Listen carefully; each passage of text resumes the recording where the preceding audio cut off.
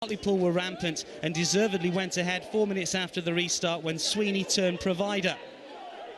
Crossing for Richie Humphreys to score with a spectacular scissors kick. The former Sheffield Wednesday striker netting just his second goal for the best part of 3 years. Nigel Martin to face Hartlepool's top goal scorer Andy Saville.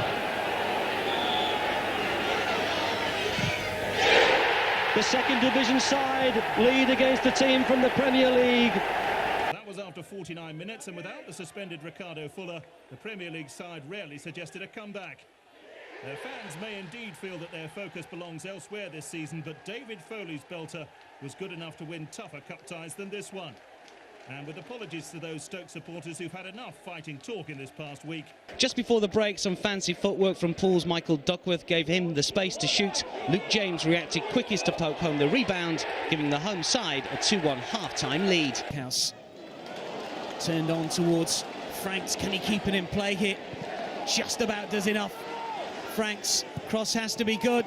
This is Monkhouse, 1-1.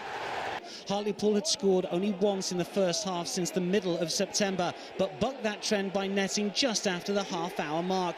Franks with a first ever FA Cup goal, a stunner to open the scoring. In the second half, it was really just a question of how many Hartlepool were going to get. Richie Humphreys was next onto the score sheet with a quality goal that was just too good for Whitby. Today for young John Brackstone to remember. He killed in a free kick to make it 4-0. Now Boyd.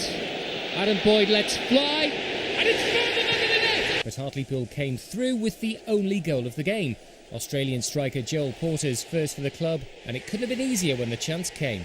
And when Mick Wadsworth's side took the lead through Anthony Sweeney just before half-time. But Hartlepool finally got themselves on the score sheet with 12 minutes left via this Anthony Sweeney header. Evan Harwood's centre, with just 20 minutes remaining, was fired in by James Brown. Hartlepool now... However, they hadn't banked on Hartlepool's Anthony Sweeney. The midfielder, who spent his entire career with the North East club, reduced the deficit with a close-range volley 4 minutes later. And then just before half-time, Sweeney was in the right place at the right time to tap in from a corner after some poor defending by Yeovil. The scoring was then completed after Yeovil failed to deal with Jake Keane's long ball, leaving Sweeney to fire Patch John Sullivan and bag his first hat-trick for over 6 years. Last week, and his squad players weren't up for the scrap.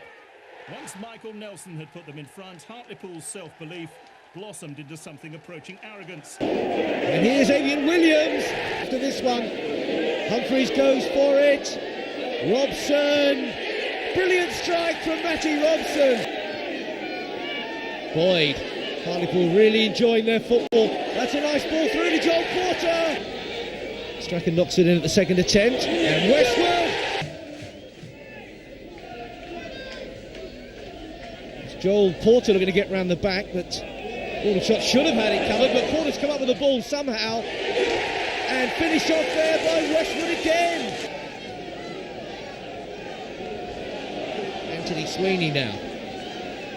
Sweeney with the ball in, and Boyd! Joel Porter, typical Porter this, always prepared to take it on, and Boyd! Oh, fabulous finish! Porter, Sweeney's there, Tinkler's there, and now Mark Tinkler gets in on the fun.